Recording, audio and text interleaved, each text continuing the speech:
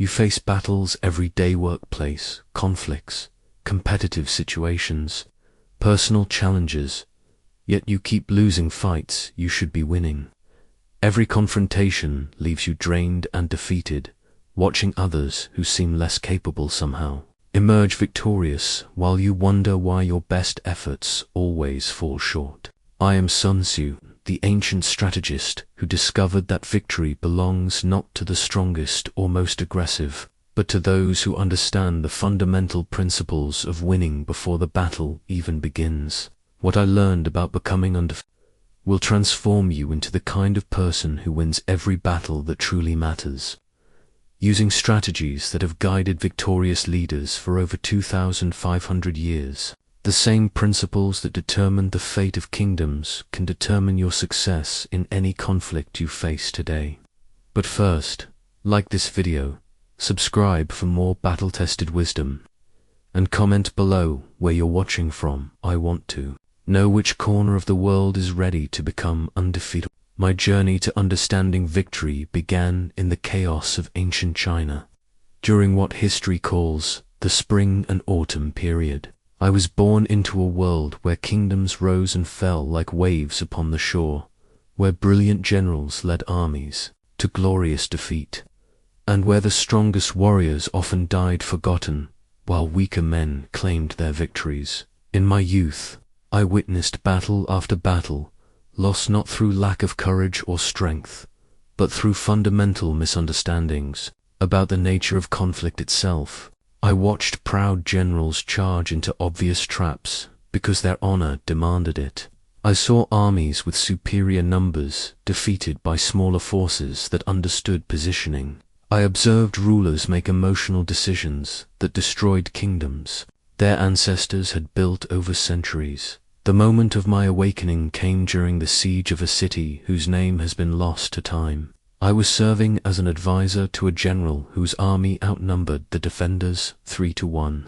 We had superior weapons, better trained soldiers, and unlimited supplies. Victory seemed certain. Yet week after week, our forces threw themselves against the walls, while the defenders, led by a commander I would later study intensively, seemed to anticipate our every move. I remember standing on a hill overlooking the battlefield, watching our soldiers retreat yet again, and something crystallized in my mind. This was not about strength, it was about understanding.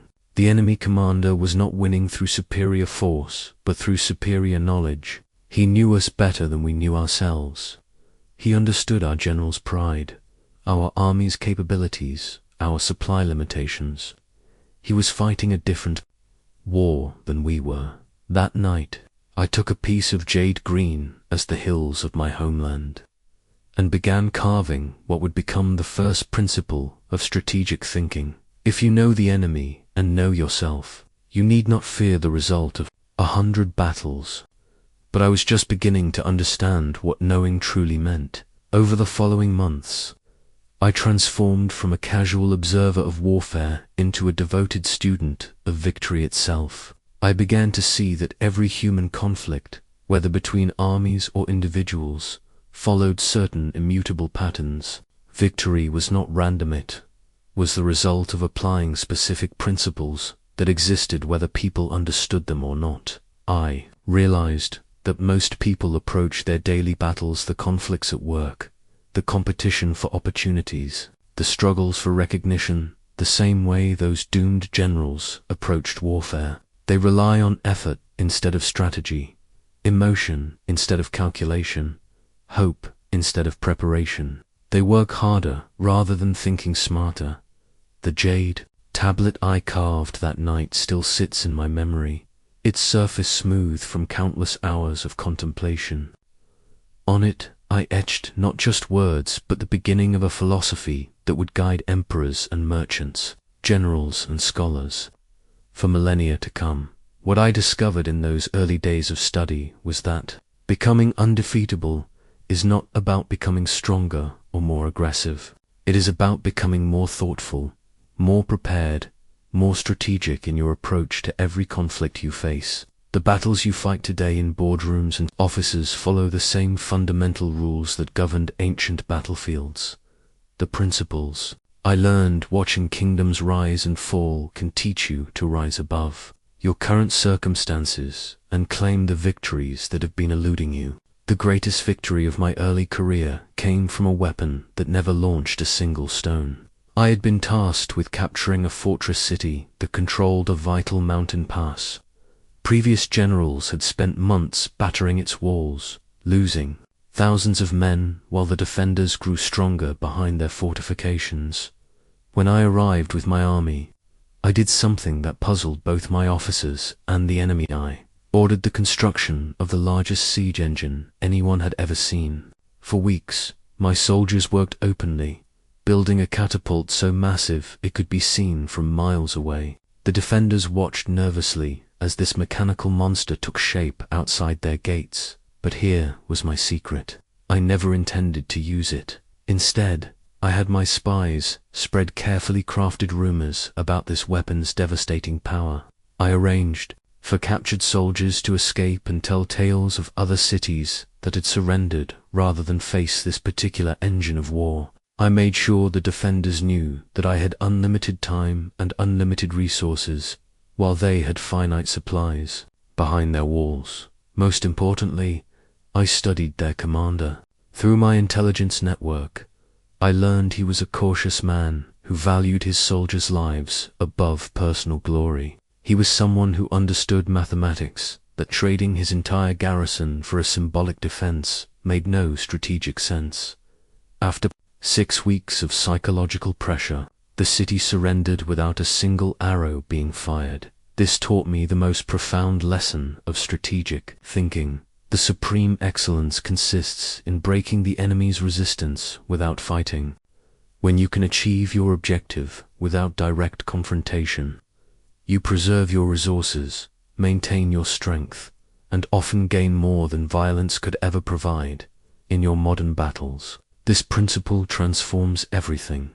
That difficult conversation with your boss about a promotion becomes an exercise in positioning rather than confrontation. Instead of demanding recognition, you create circumstances where promoting you becomes the obvious choice. You document your contributions, build alliances with key stakeholders, and make yourself indispensable before you ever ask for advancement. That workplace rival who seems to undermine your projects becomes manageable through reputation rather than retaliation. You don't engage in office politics or direct confrontation. Instead, you become known for results, reliability, and collaboration. You let your work speak so loudly that their criticism becomes irrelevant noise. The competitor trying to steal your clients gets defeated through superior value rather than aggressive tactics. You don't slash prices or badmouth their service. You create such obvious superiority in what you offer that clients naturally gravitate toward you. This is why I kept that siege engine as a reminder. It represents the power of potential energy over kinetic energy, of psychological positioning over brute force. The threat of overwhelming capability often achieves more than the actual use of that capability. Most people exhaust themselves fighting battles they could win through better positioning. They engage in confrontations that drain their energy and resources when strategic thinking could achieve their goals with minimal effort. When you master the art of winning without fighting, you become the person others cannot defeat because you never give them the opportunity to engage you in contests where victory is uncertain. You choose your battles so carefully that by the time conflict becomes necessary, you have already won. That unopened siege engine taught me that true power lies not in what you do, but in what you could do in making sure everyone knows the difference. The most difficult enemy I ever faced was not an opposing general or a fortified city, it was my own self-deception. Early in my career, I nearly lost everything because I believed I was more capable than I actually was, and this delusion almost cost me my life and the lives of thousands under my command.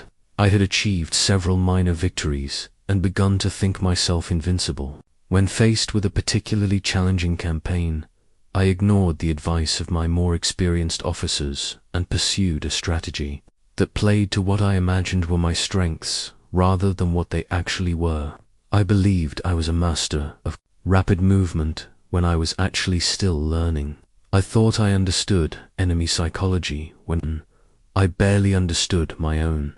The result was a devastating defeat that taught me the most valuable lesson of my entire career. You cannot win battles in the external world until you have honest clarity about your internal world. That night, after barely escaping with the remnants of my army, I began what would become a lifelong practice. I took a silk scroll and divided it into 2 columns. On the left, I listed every strength I believed I possessed. On the right, I listed every weakness I could acknowledge. Then I did something that saved my career. I showed this scroll to my most trusted advisors and asked them to correct it.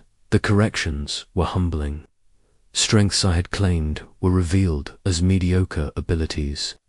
Weaknesses I had minimized were exposed as serious limitations. But most importantly, I discovered capabilities I possessed that I had never recognized, and vulnerabilities I had that I was completely blind to.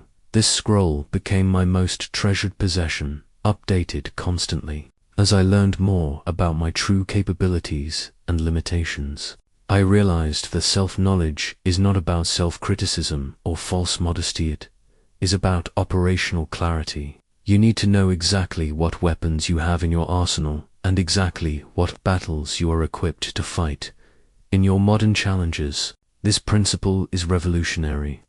Most people fail because they attempt strategies that require strengths they do not possess, or they avoid opportunities that their actual strengths could easily handle.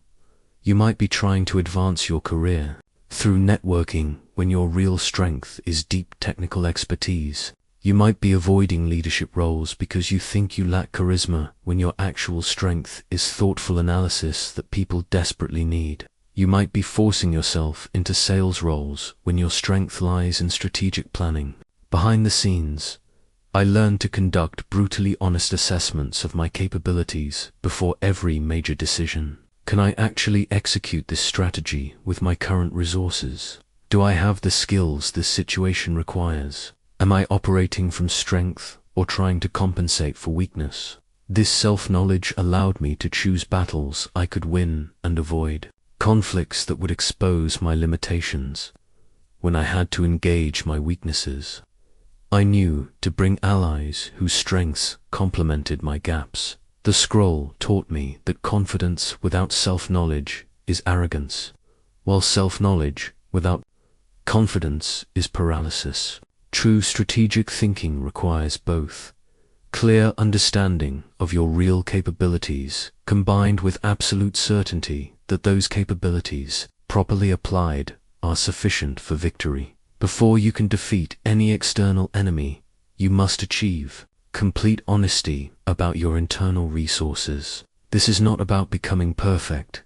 It is about becoming precise in understanding what perfection means for you. While other generals studied maps of terrain, I studied maps of minds. The most sophisticated weapon in my arsenal was not made of bronze or iron, it was made of information. I developed what became the ancient world's most advanced intelligence network, not because I enjoyed espionage, but because I learned that understanding your opponent's thoughts was more valuable than understanding their troop movements.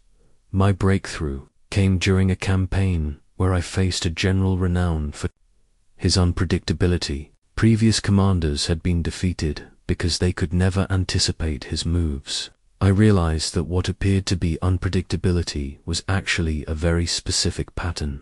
He always did the opposite of what conventional wisdom suggested. Once I understood his psychological framework, his unpredictable moves became entirely predictable. I began developing sources of information that went far beyond traditional military intelligence. I wanted to know not just where enemy armies were positioned, but why they were positioned there. What was the enemy commander trying to achieve? What were his fears? What was his relationship with his subordinates? How did he handle pressure? What had he done in similar situations before? I created a network of merchants, scholars, servants, and even entertainers who could observe and report on the psychological state of opposing forces. I learned that a general who had recently lost a son was likely to be either overly cautious or recklessly aggressive. A commander facing political pressure from his capital would make different decisions than one with complete autonomy. An army that had not been paid in months would respond differently to certain tactics than a web force. My spy network map became a web connecting not just geographic locations, but human motivations, fears, and desires. I could predict enemy behavior because I understood the internal pressures driving their external actions. In one memorable campaign, I won a decisive victory not through superior tactics, but through superior psychology. My intelligence revealed that the opposing general was desperate to prove himself to a father who had always favored his older brother. This psychological insight told me exactly how he would respond to certain provocations. I created situations that triggered his need to prove his courage, leading him to make increasingly aggressive moves that exposed his forces to devastating counterattacks. The victory was complete, but it was won in the realm of understanding human nature, not battlefield maneuvering. Your modern battles require the same depth of intelligence gathering. That difficult client becomes manageable when you understand their real concerns, which are rarely what they explicitly state. The colleague who seems to obstruct your projects might be acting from insecurity about their own position rather than opposition to your ideas. The boss who rejects your proposals might be responding to pressures from their superiors that you cannot see. I learned to gather intelligence through careful observation and strategic questioning. What motivates this person? What are they afraid of losing? What do they need to prove?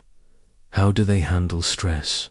What patterns do they follow when making decisions? This intelligence gathering is not manipulation, it's strategic empathy. When you understand the real drivers behind someone's behavior, you can craft approaches that address their underlying needs while achieving your objectives. The map taught me that every human interaction is an intelligence opportunity. Every conversation, every meeting, every casual encounter provides data about how people think, what they value, and how they are likely to respond in future situations. Knowledge of your opponent's capabilities tells you what they can do. Knowledge of their psychology tells you what they will do. The difference between these two types of intelligence is often the difference between victory and defeat. The most important battle I ever won was decided 3 days before a single sword was drawn. I had been given command of a smaller army facing a superior force, and conventional wisdom suggested we should avoid engagement entirely, but I saw something my enemy did not turn opportunity to turn geography into my greatest ally.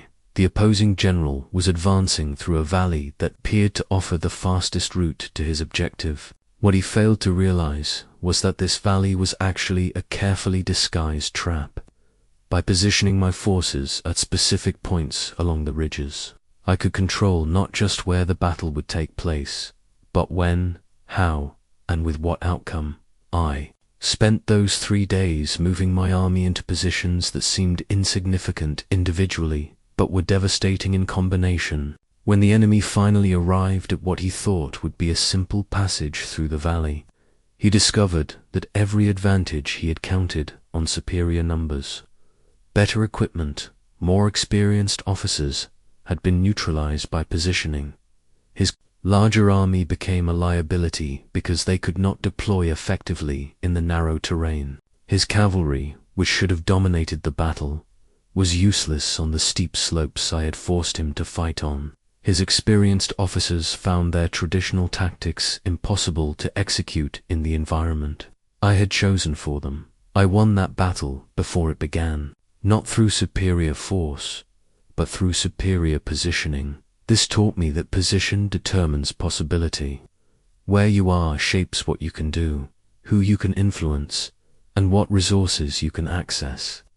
Most people focus on building their capabilities while ignoring their positioning, then wonder why their strengths seem ineffective. I created a board game to teach this principle to my officers.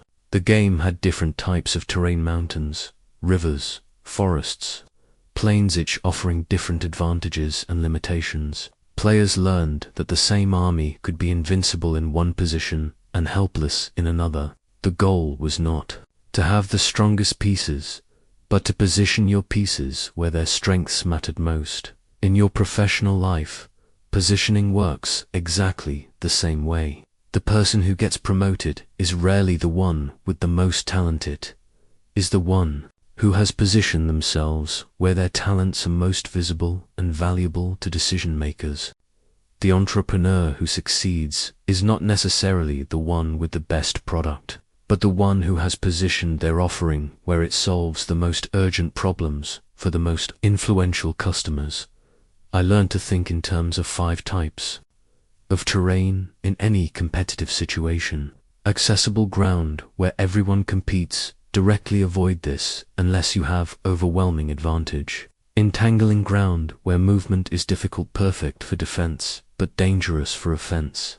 Contested ground, where multiple parties have interests, requires alliance building and careful timing. Focal ground, where critical resources are concentrated, high risk but high reward. Deadly ground, where failure means a little maximum commitment and creativity. Your career positioning requires the same strategic thinking. Are you competing on accessible ground where everyone has similar qualifications? Are you trapped in entangling ground where your role limits your growth? Are you positioned on contested ground where office politics matter more than performance? The most successful people I have observed consistently position themselves where their strengths create maximum impact and their weaknesses become irrelevant. They do not just develop skills, they develop strategic positions that make their skills indispensable. Before you take any significant action in your career or business, ask yourself, what position am I fighting from? What advantages does this position give me? What disadvantages does it expose? How can I improve my position before I engage in the battle? Position determines outcome more than effort, talent, or resources. Master the art of positioning, and you master the art of inevitable victory. Rapidity is the essence of war. This principle saved my career during what should have been my most humiliating defeat.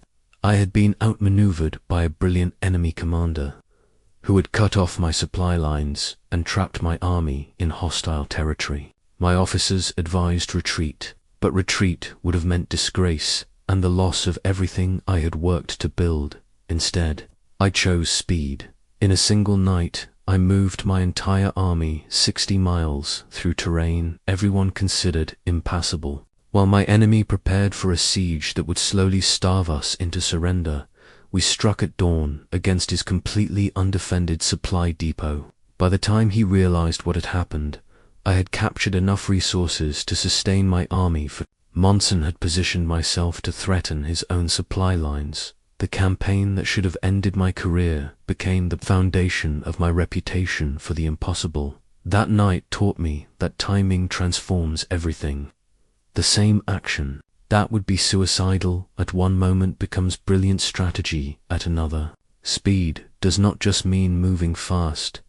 It means recognizing the exact moment when rapid action creates maximum advantage. I developed a thunderdrum system to coordinate these precisely timed movements. Different drumbeat patterns signaled different types of coordinated action. When my army heard the thunder sequence, every unit knew to execute their predetermined movement simultaneously. What appeared to enemies as chaos was actually orchestrated precision, happening at lightning speed. The key was preparation. Speed without preparation is merely recklessness, but when you have prepared thoroughly, speed becomes the force multiplier that turns good strategy into devastating victory. My officers practiced their rapid deployment sequences constantly. So when the moment came, execution was automatic. In your modern battles, this principle is equally powerful. The promotion goes to the person who recognizes the exact moment to present their proposal, not necessarily the person with the best qualifications. The business deal goes to whoever can move fastest when the opportunity window opens, not always to whoever offers the best terms. I learned to watch for the signals that indicate perfect timing. When your boss mentions budget concerns, that is precisely when you present your cost-saving innovation. When a competitor makes a public mistake, that is when you reach out to their frustrated customers. When industry conditions shift, that is when you position yourself for the new reality. Most people miss these moments because they are still preparing, when they should be executing. They spend so much time perfecting their approach that the opportunity passes to someone who is ready to act decisively with an imperfect plan. But speed must be strategic speed, not desperate flailing. I developed the ability to distinguish between opportunities that required immediate action and situations that demanded patient positioning. The thunder drum sounded only when rapid movement would create decisive advantage. True speed comes from eliminating hesitation, not from moving before you are ready. When you have done your preparation, gathered your intelligence, and positioned yourself correctly, the moment for action becomes obvious. Then you must move with absolute commitment and maximum velocity. The executives I most admire possess this same quality. They can shift from patient observation to lightning-fast execution in a single moment. They do not waste time themselves once they have identified the right opportunity. Your competitive advantage lies not in being faster than everyone else all the time, but in being faster than everyone else at the moments that matter most. Develop the ability to recognize these moments. Prepare so thoroughly that you can act instantly when they arrive, and then strike with the speed of lightning. The thunder drum reminds me that perfect timing, backed by thorough preparation, creates opportunities that brute force alone could never achieve. The most chaotic situation I ever inherited was an army that had been led by committee. 3 generals, each competent individually, had been sharing command of a critical campaign. Each had different strategies, different priorities, and different ideas about how to achieve victory. The result was a force that pulled itself apart through conflicting orders and competing loyalties. When I arrived to take sole command, I found regiments that had been ordered to advance by one general while simultaneously being told to hold position by another. Cavalry units had been divided between scouting missions assigned by different commanders. Supply lines had been established according to 3 different logistical plans that worked against each other. My first act was to raise a single command banner, simple design that would become the only symbol of authority the army would recognize. I gathered all officers and made it clear that from that moment forward, there was one source of orders, one strategic vision, and one person accountable for the outcome. The transformation was immediate. Within days, an army that had been paralyzed by confusion became a coordinated force moving with unified purpose. We achieved in 2 weeks what had been impossible during months of divided leadership. This taught me that unity of command is not about ego or control. It is about eliminating the chaos that destroys effectiveness.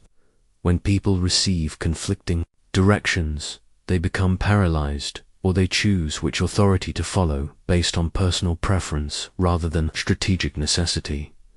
The command banner represented something deeper than military hierarchy. It represented the psychological security that comes from knowing exactly who is responsible for decisions and who will be held accountable for results.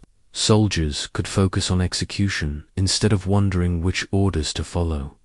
In your professional environment, the same principle determines success or failure. Projects fail when responsibility is distributed among multiple people who each believe someone else is ultimately accountable. Teams become ineffective when members receive different priorities from different leaders. organizations become paralyzed. When decision-making authority is unclear, I learned that accepting unity of command means accepting complete responsibility for outcomes. When you are truly in charge, you cannot blame failures on others or hide behind shared accountability. This responsibility forces you to think more carefully, plan more thoroughly, and execute more decisively. But unity of command also requires that others be willing to follow clear leadership. I discovered that most people desperately want someone to take charge and provide clear direction, even if they do not agree with every decision. The anxiety of uncertainty is often worse than the frustration of following an imperfect plan. When I raised that command banner, I was not just claiming authority, was promising clarity.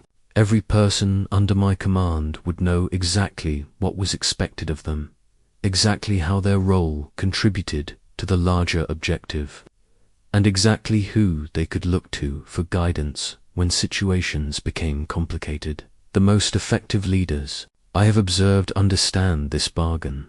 They accept complete accountability for results in exchange for complete authority over decisions. They do not try to lead by consensus when quick action is required, and they do not shift blame when their decisions produce poor outcomes. In your own sphere of influence, practice this principle. When you are leading a project, accept full responsibility for its success or failure. Make decisions clearly and communicate them completely. Do not try to manage by committee when the situation requires decisive action. When you are following someone else's leadership, give them the unity of purpose they need to succeed. Do not undermine their authority through passive resistance or competing loyalties. If you cannot support their direction, address it directly or remove yourself from their command. The command banner taught me that effective leadership is not about having the best ideas, is about creating the conditions where good ideas can be executed without interference. Unity of command eliminates the friction that prevents even brilliant strategies from achieving their potential. My most humbling defeat came from my most rigid victory. I had developed a battle strategy that had worked brilliantly in 3 consecutive campaigns. My officers praised it as genius. My reputation grew, and I began to believe I had discovered the perfect approach to warfare. When faced with a 4th campaign, I applied the same strategy with complete confidence. The enemy general had studied my previous victories. He understood my preferred tactics better than some of my own officers. While I executed my proven strategy with precision, he had prepared responses to every move I made. My strength became my weakness because I could not adapt when adaptation was required for survival. The defeat was complete and devastating. But in that failure, I learned the most important lesson about strategic thinking. Water defeats rock, not through superior hardness, but through superior adaptability. I began carrying a water vessel to remind myself of this principle.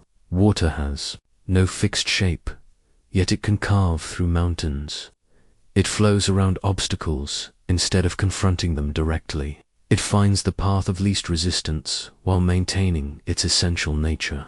It can be gentle as morning mist or powerful as a tsunami, depending on what the situation requires. After that defeat, I completely changed my approach to strategy. Instead of developing rigid battle plans, I began creating flexible response systems. I would prepare multiple tactical options for every situation, maintaining the ability to shift between them based on how circumstances evolved. This required a fundamental change in how I thought about planning. Instead of asking, "What is my strategy?" I began asking, "What are my strategic options?" Instead of committing to a single approach, I prepared contingencies for multiple scenarios.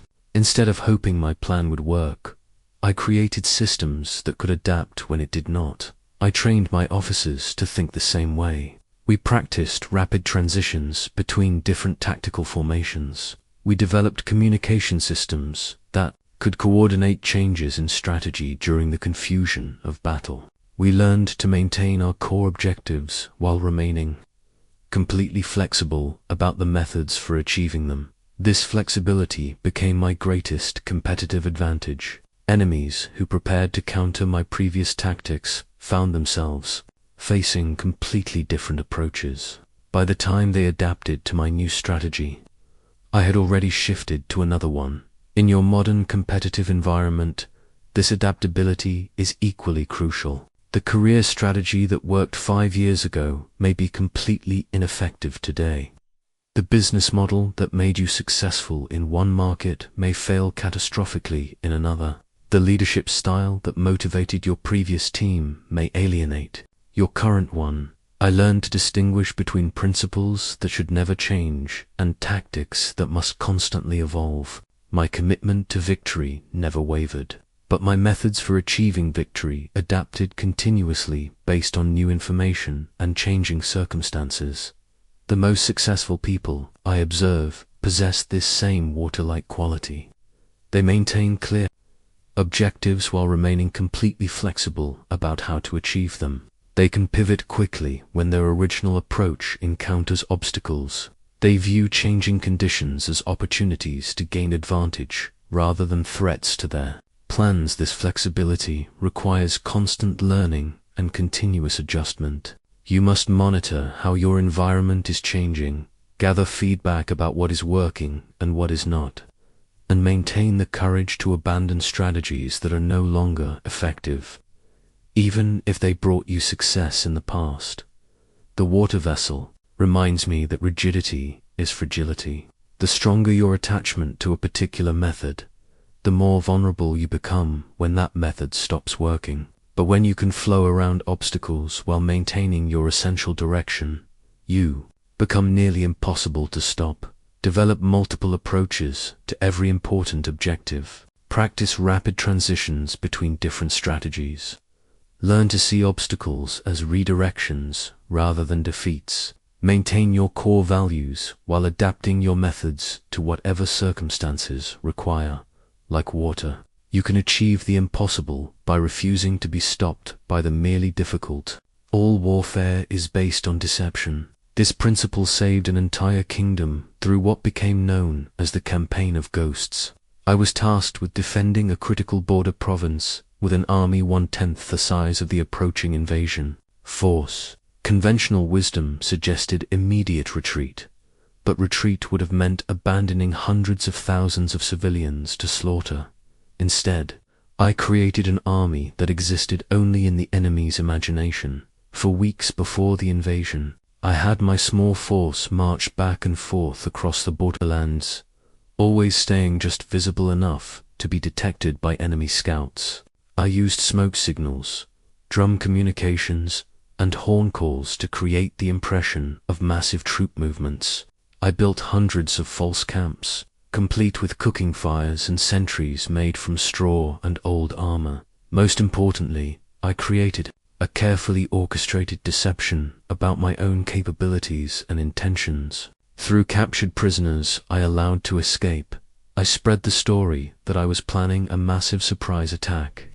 Through double agents, I fed the enemy commander information about my secret reinforcements that were supposedly arriving daily. The approaching army, originally confident in their overwhelming advantage, became increasingly cautious as reports of my growing strength reached their headquarters. What should have been a rapid advance became a slow, careful approach as they prepared for the major battle they believed was coming. Meanwhile, I was using this time to evacuate civilians and prepare the real defense, not a glorious last stand, but a strategic withdrawal that would preserve both lives and resources for a campaign I could actually win. The enemy army spent 3 weeks preparing to fight an illusion army of 30,000 soldiers. When they finally advanced to what they expected would be the decisive battle, they found abandoned camps and a province emptied of everything valuable. My real army had withdrawn to prepared positions where we could fight on favorable terms, and the civilians were safe beyond the mountains. I had defeated a superior force without losing a single soldier, by convincing them they were fighting a battle that never existed. This taught me that perception shapes reality more than people realize.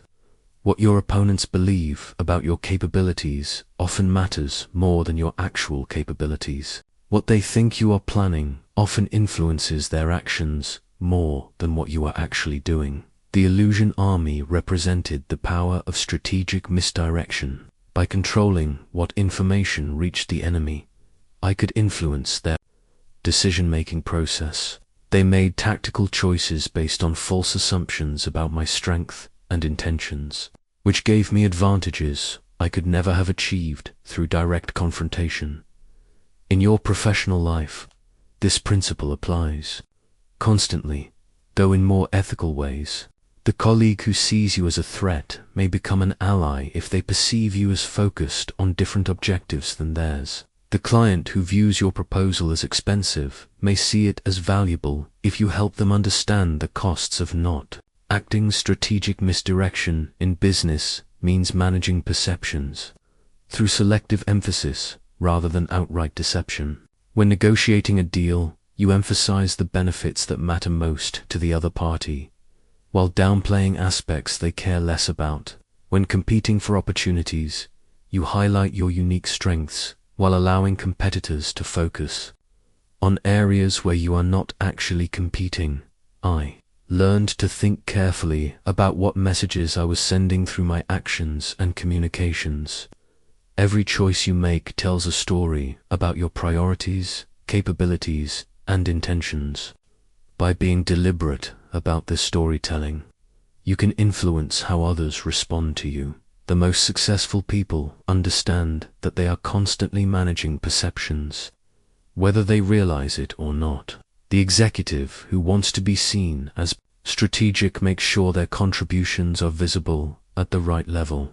The entrepreneur who wants to attract investors creates the impression of momentum and demand. The illusion army reminds me that in any competitive situation, you are fighting battles in the realm of perception as much as in the realm of reality. Master the art of appearing, and you can often win without having to prove what you can actually do. The most remarkable transformation I ever witnessed had nothing to do with tactics or terrain, was the complete psychological metamorphosis of a defeated army into an unstoppable force. I had inherited command of troops who had suffered 3 consecutive defeats. Their confidence was shattered, their coordination was poor, and they expected to lose before every engagement began. These same soldiers, within 2 months, became the most feared fighting force in the region. The change was not in their weapons, their training, or their numbers. The change was in their belief about what was possible. I carried with me a smooth black stone that had been given to me by my first mentor. He called it the morale stone, and taught me to read the psychological temperature of any group by observing how they responded to simple interactions. Confident soldiers moved differently than frightened ones. Victorious armies sounded different than defeated ones, even when they were not yet engaged in battle. The first lesson I learned was that energy is contagious. Defeat spreads through an organization like a plague, but so does victory. The challenge was creating that first genuine win that could begin the transformation from expectation of failure to expectation of success. I engineered a series of small engagements that my demoralized troops could not possibly lose.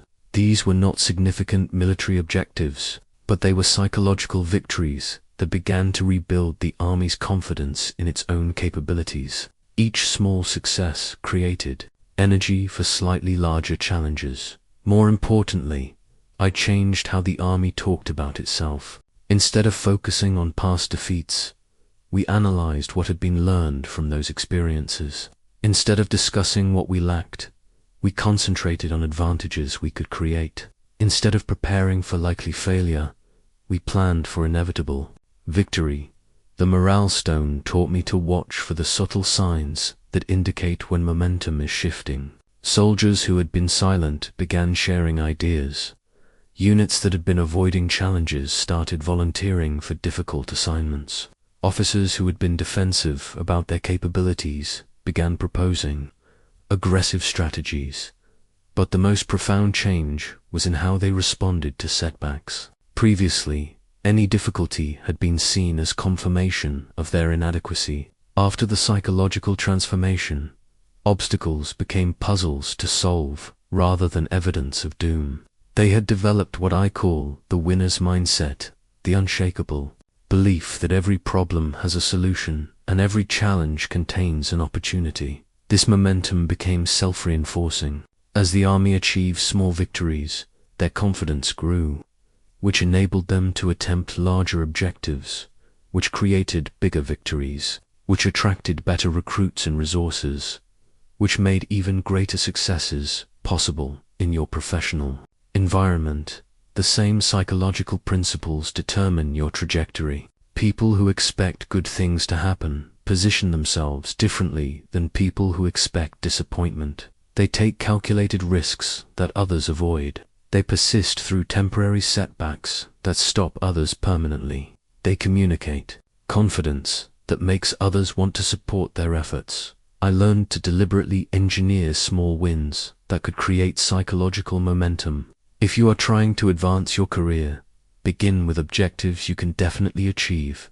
Then, use that success energy to fuel attempts at more ambitious goals. If you are building a business, focus first on creating undeniable value for a small group of customers before trying to scale to larger markets. The momentum principle also taught me to be strategic about timing major initiatives.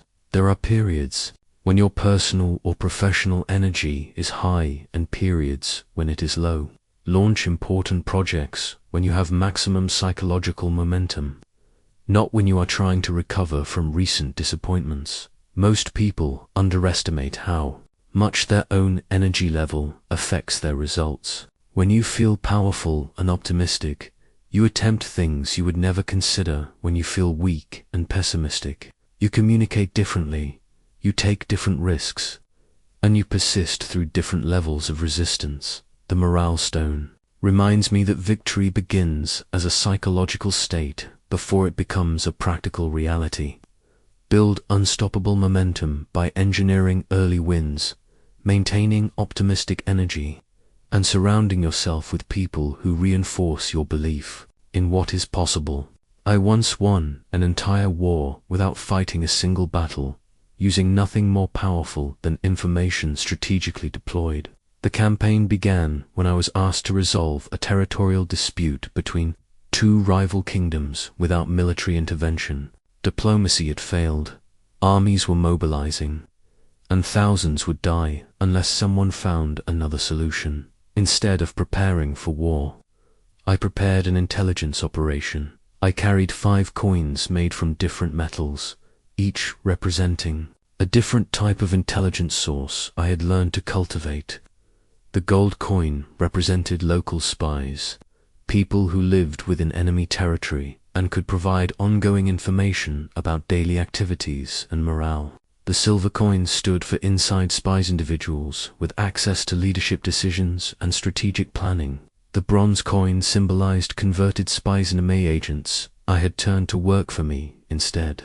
The iron coin represented expendable spy sources who provided information through missions they might not survive. The jade coin embodied the most valuable category, doomed spies agents, who fed false information to enemies while appearing to be genuine sources. For this particular conflict, I deployed all 5 types systematically.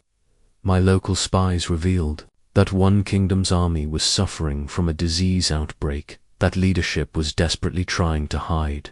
My inside spies learned that the other kingdom's treasury was nearly empty despite appearances of wealth. My converted spies began feeding each side information that made them overestimate the other's strength while underestimating their own advantages. Most importantly, my doomed spies convinced both kingdoms that I possessed military resources I did not actually have, while my expendable spies gathered detailed information about the personal insecurities and ambitions of key leaders on both sides. Armed with this intelligence, I crafted a resolution that gave each kingdom what they most desperately needed while requiring them to abandon what they could not afford to pursue. The diseased army got time to recover while maintaining honor. The impoverished kingdom got economic concessions that solved their financial crisis. Both sides achieved face-saving victories without the devastating costs of actual warfare. The information war had eliminated the need for military war. This taught me that intelligence is not just about gathering facts, it is about understanding the complete strategic picture that facts create. Raw information becomes useful only when you understand how to interpret it, how to verify it, and how to act on it effectively. Each type of spy served a different strategic function. Local spies provided operational intelligence about current conditions and immediate capabilities. Inside spies revealed strategic intentions and decision-making processes. Converted spies offered the most reliable information because they had already proven their access to valuable secrets. Expendable spies could take risks that other sources could not, gathering intelligence from dangerous or heavily guarded situations. Doomed spies allowed me to shape enemy perceptions while appearing to provide them with genuine intelligence advantages. In your modern competitive environment, you need the same comprehensive approach to information gathering. Your local spies are the industry contacts who keep you informed about market conditions and competitor activities. Your inside spies are the connections who understand strategic decisions being made at high levels. Your converted spies might be former employees of competitors who now work with you. Your expendable spies are the sources willing to take social or professional risks to gather information you need. Your doomed spies are the channels through which you can influence what competitors believe about your own capabilities and intentions. The key is building these intelligence networks before you need them, maintaining them constantly, and using them ethically but strategically. The executive who always knows about opportunities before they are publicly announced has cultivated sources throughout their industry. The entrepreneur who anticipates market shifts has developed relationships with people who see trends developing before they become obvious. The 5 coins remind me that information warfare determines the outcome of most competitive situations long before direct confrontation becomes necessary. When you understand what others are planning, what they are capable of, what they fear, and what they want most desperately, you can position yourself to win before they realize a competition has begun. Superior intelligence gathering transforms every interaction from a guessing game into a strategic advantage. Invest in building your information networks, and you will rarely find yourself surprised by competitive threats or missed opportunities. The shortest war one ever fought lasted exactly 3 days, and not a single soldier died in combat. I achieved complete victory by destroying my enemy's ability to fight rather than fighting the enemy himself. This campaign taught me that attacking resources is often more effective than attacking armies, and that strategic destruction can prevent prolonged conflict better than tactical victories. I was facing an enemy who possessed superior numbers, better equipment, and stronger defensive positions. Every conventional approach to this conflict would have resulted in massive casualties and uncertain outcomes. But I had something more valuable than superior force. I had a detailed understanding of how my enemy's war machine actually functioned. Spent weeks creating what I called my resource disruption chart. This was not a map of terrain, but a map of dependencies. Where did the enemy army get its food? How were weapons and supplies transported to the front lines? What were the critical communication links between command centers? Which infrastructure elements were essential for maintaining morale and coordination?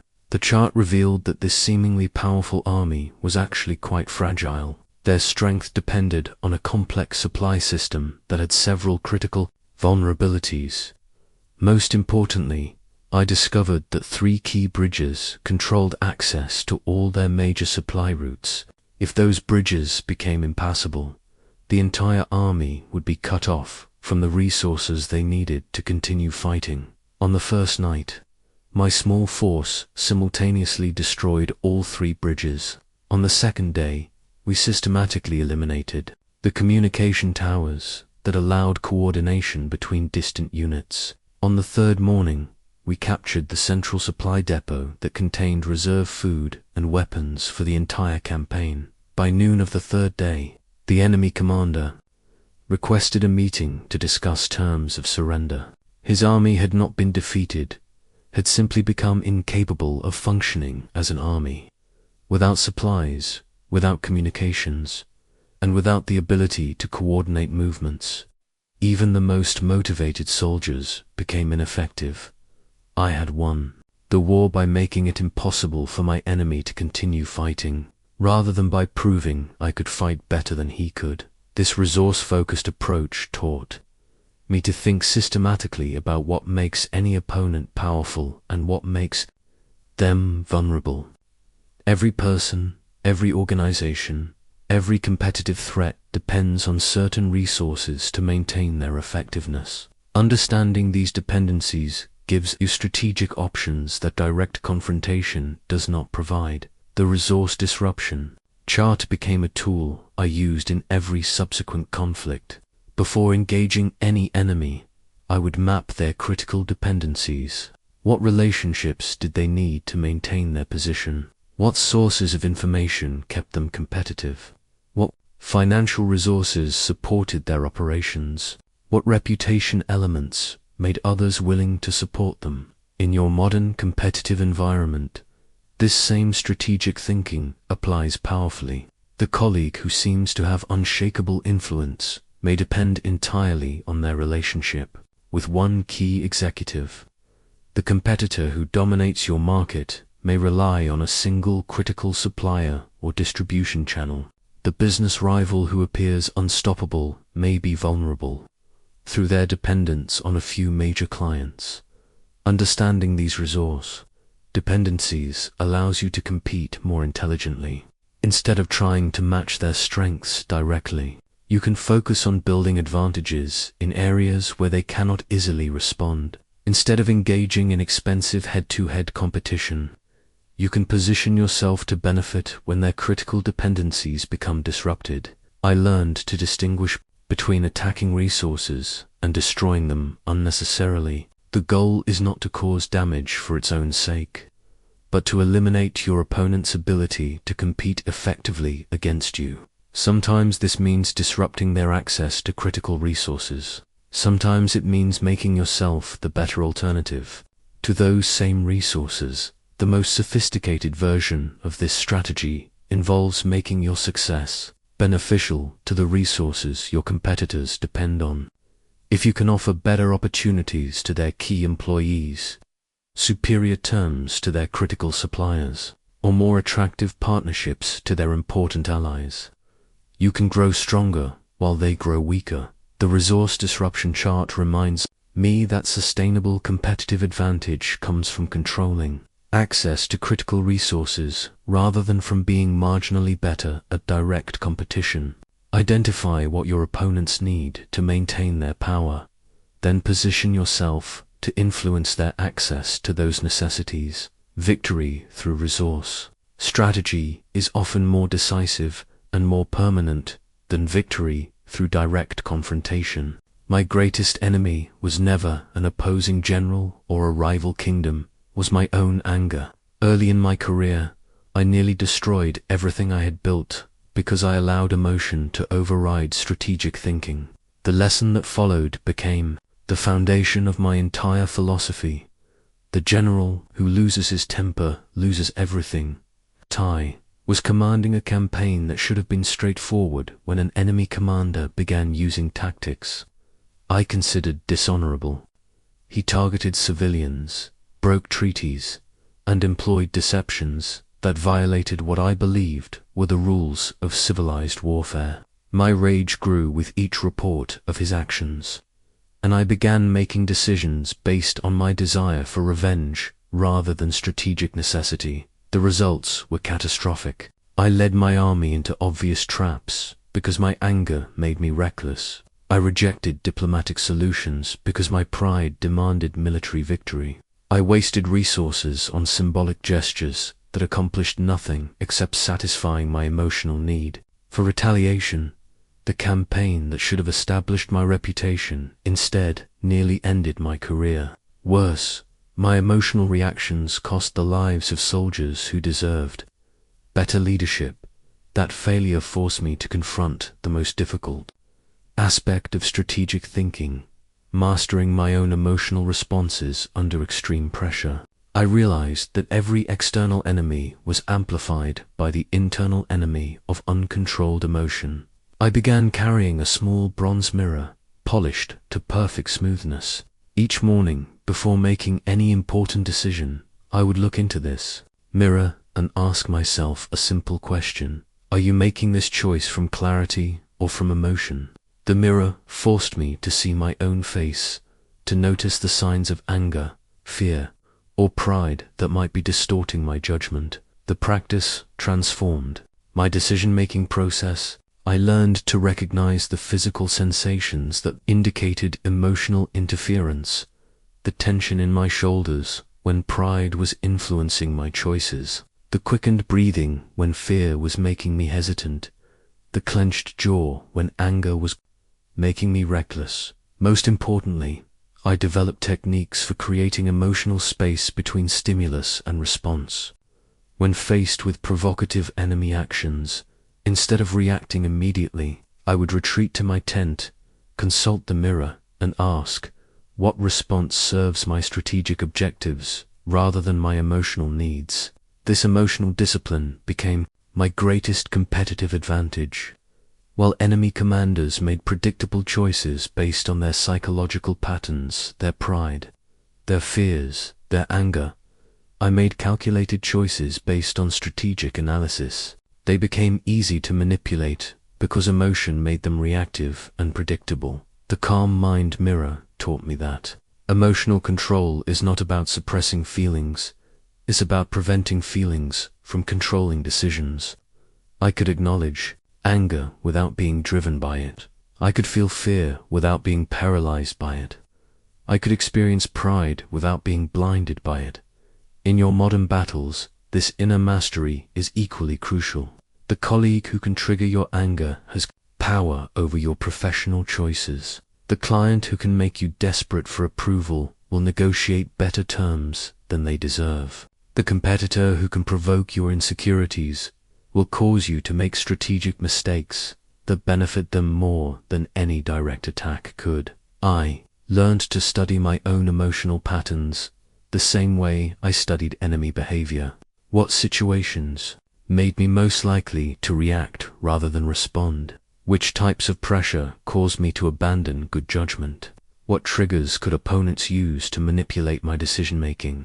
The most successful people I have observed possess this same emotional mastery.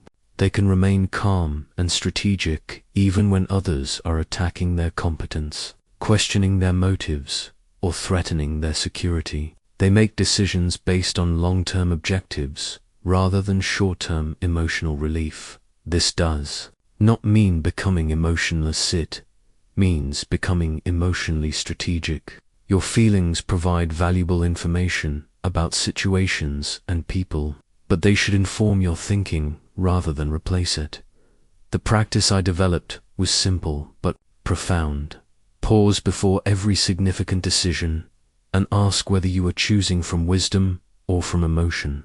If the answer is emotion, create space and time for clarity to emerge before acting. The calm mind mirror reminds me that the general who conquers himself is more powerful than the general who conquers cities. Master your inner battlefield, and every external battle becomes manageable. Your greatest victories will come not from defeating others, but from refusing to be defeated by your own emotional reactions. Victory is not an event, is a system. The most important discovery of my entire career was that success in major battles depended entirely on what I did during the quiet periods between conflicts.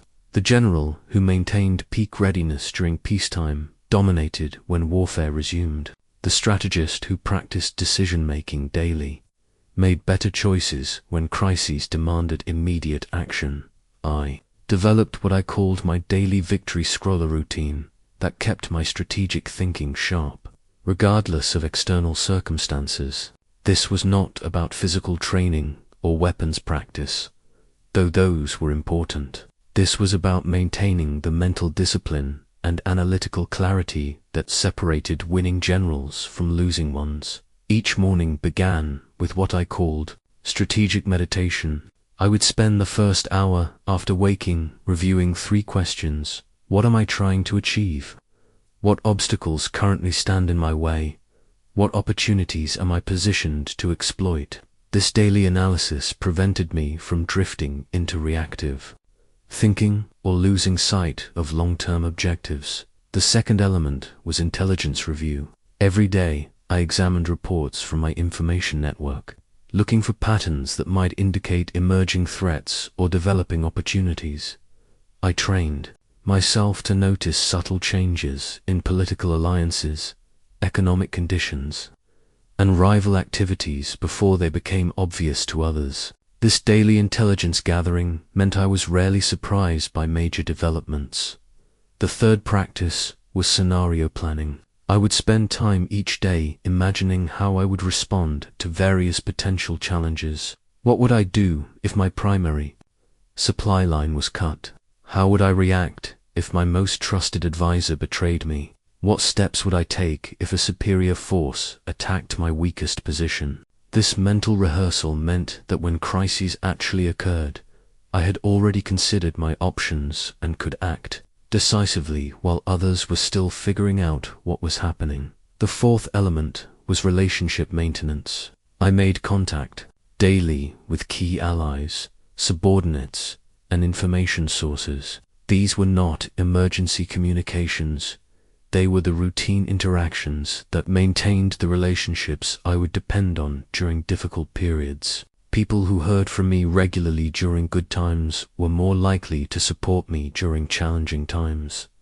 The fifth practice was personal weakness analysis. Each evening, I reviewed the day's decisions, looking for moments when emotion, assumption, or habit had influenced my choices more than strategic thinking. I identified patterns in my own behavior that enemies might exploit, and I developed countermeasures to address these vulnerabilities. The scroll also included physical and mental maintenance routines. I maintained my body because physical weakness affected decision-making quality. I practiced calligraphy because it required the same focused attention that strategic analysis demanded. I studied philosophy because it provided frameworks for thinking about complex problems. Most importantly, I practiced decision-making daily through small choices that mimicked the pressure of larger ones. How I decided what to eat for breakfast became training for how I would decide which battle formation to use. How I managed my daily schedule became practice for how I would allocate resources during campaigns. This system created what I call strategic momentum, state where good decision-making becomes automatic rather than exceptional. When you practice strategic thinking daily during low-stakes situations, you develop the mental habits that will serve you during high-stakes crises. In your modern environment, the same systematic approach determines long-term success. The executive who reviews their strategic position daily makes better quarterly decisions than the one who only thinks strategically during annual planning sessions. The entrepreneur who practices rapid decision-making through small, daily choices develops the judgment needed for major business decisions. Your daily victory system should include regular review of your objectives, systematic gathering of competitive intelligence, mental rehearsal of challenging scenarios, maintenance of key relationships, and honest analysis of your decision-making patterns. The scroll taught me that excellence is not about occasional brilliant performance. It is about maintaining consistently high standards during ordinary moments. Champions are made during practice, not during competitions. Build routines that keep your strategic thinking sharp during peaceful periods. Develop habits that maintain your competitive readiness even when you are not actively competing. Create systems that ensure you are prepared for opportunities before they arise, and ready for challenges before they become crises. The daily victory scroll reminds me that the general who wins battles during wartime is the general who prepared systematically during peacetime. Your greatest victories will be determined by what you do every day, not by what you do on the day of battle. The most difficult decision of my entire military career was also the most important, ordering a full retreat when my army expected me to fight. We had marched for weeks to reach a strategic position. My soldiers were prepared for battle, and my reputation demanded that I engage the enemy force that had challenged us. Every instinct, every expectation, every measure of honor suggested that a great general would fight. Instead, I sounded the retreat horn and led my army away from what appeared to be a winnable battle. The enemy commander had positioned his forces in a way that seemed to offer me significant advantages. His army was smaller than mine, occupying ground that favored my tactical strengths, and apparently unprepared for the aggressive assault my officers were eager to launch. Victory seemed certain, and retreat seemed cowardly, but I had learned to look beyond the obvious tactical picture to the larger strategic reality. This enemy commander was too intelligent to position himself so disadvantageously unless he had prepared surprises I could not see. The battle he was offering was too favorable to be real, which meant it was almost certainly a trap designed to draw me into a larger conflict I was not prepared to fight. More importantly, I realized that winning this particular battle would accomplish nothing strategically significant, while losing it would destroy everything I had worked to build. The risk-to-reward ratio made no sense. Regardless of how confident I felt about the immediate tactical situation, my officers were furious. My soldiers were confused. My reputation suffered immediate damage as word spread that I had avoided a fight I should have won. But within 2 weeks, the wisdom of that retreat became clear. The enemy commander had indeed prepared a trap. Hidden reserves were positioned to attack my flanks once I committed to the engagement he was offering. Beyond that, 3 other enemy armies were converging on the area, planning to surround and destroy my entire force once I became engaged in battle with their advanced unit. Had I fought the battle my pride demanded, I would have achieved a tactical victory that led directly to strategic annihilation. By retreating when retreat seemed cowardly, I preserved my army for battles where victory would actually matter. That retreat horn became one of my most treasured possessions, representing the courage required to choose long-term success over short-term satisfaction. It taught me that knowing when not to fight is often more valuable than knowing how to fight. This principle transformed my entire approach to conflict. I began evaluating every potential engagement, not just in terms of whether I could win, but in terms of whether winning would advance my larger objectives. Many battles that I could win were not worth fighting. Many positions that I could defend were not worth holding. The strategic retreat requires a different kind of courage than advancing into battle. It demands the strength to disappoint others, expectations, to accept temporary damage to your reputation, and to trust your long-term thinking over immediate emotional satisfaction in your professional battles. This wisdom is equally crucial. The argument you could win with your boss might damage your relationship permanently. The competitor you could destroy through aggressive tactics might provoke retaliation that costs you more than victory would gain. The opportunity you could pursue successfully might prevent you from being available for a much better opportunity, that is, developing. I learned to distinguish between strategic retreat and surrender. Retreat means choosing not to fight this battle in order to win the war. Surrender means accepting defeat in both the battle and the war. Strategic retreat preserves your resources and options. Surrender eliminates them. The most successful people I have observed understand this distinction perfectly. They do not engage in every conflict they could win. They do not pursue every opportunity they could capture. They do not defend every position they could hold. They choose their battles based on whether victory will advance their larger objectives. This requires constantly asking yourself, what am I actually trying to achieve?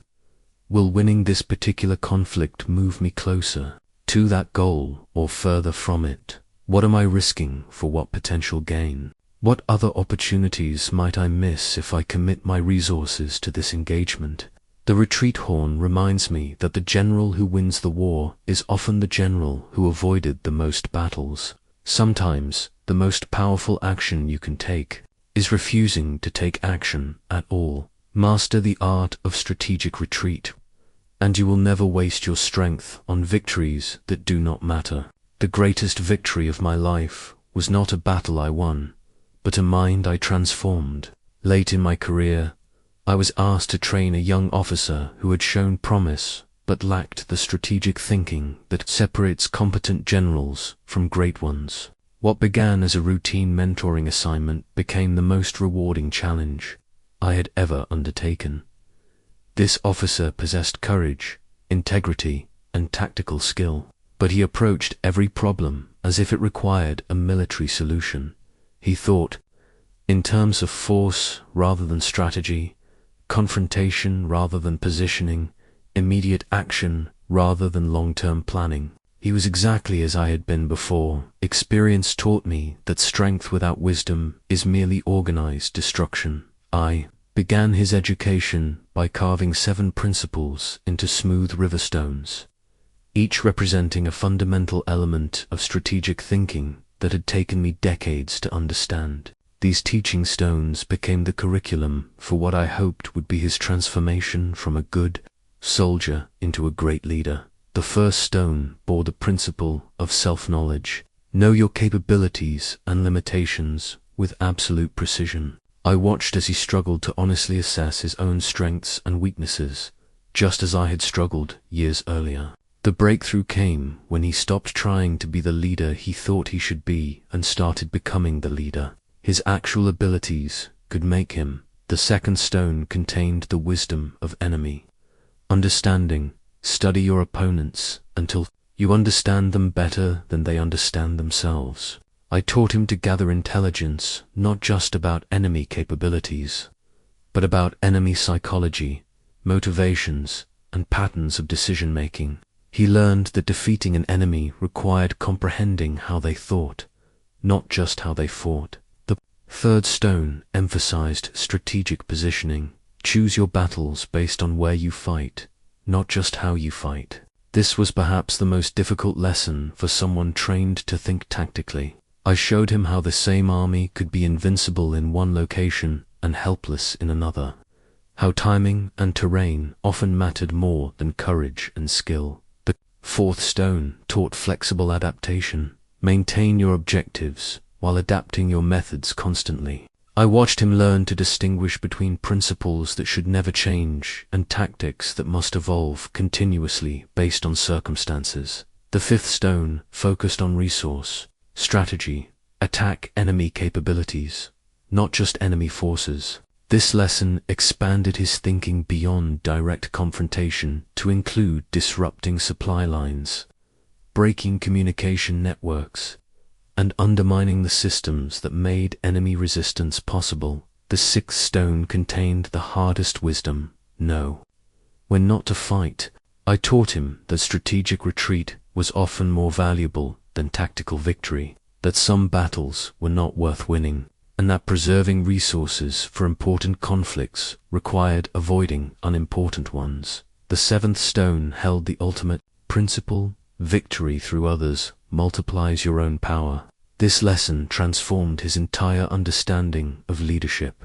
Instead of trying to win through his individual capabilities, he learned to create conditions where others could achieve victories that served his strategic objectives. The transformation was remarkable.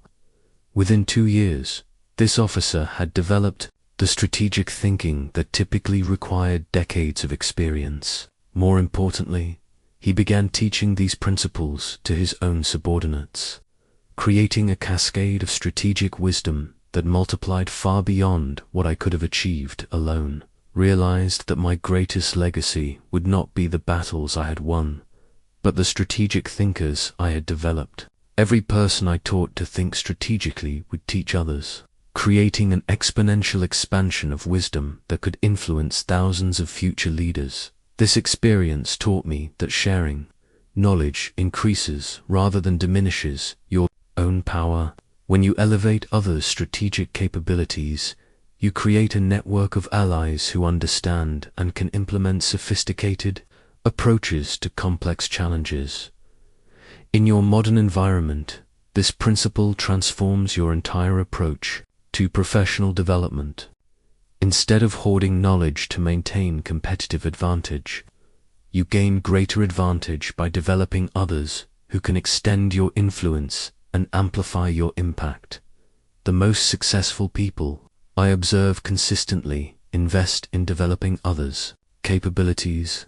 They understand that their own success becomes more sustainable and more significant when it includes raising the performance level of everyone around them. The teaching stones remind me that true strategic mastery includes the ability to transfer that mastery to others.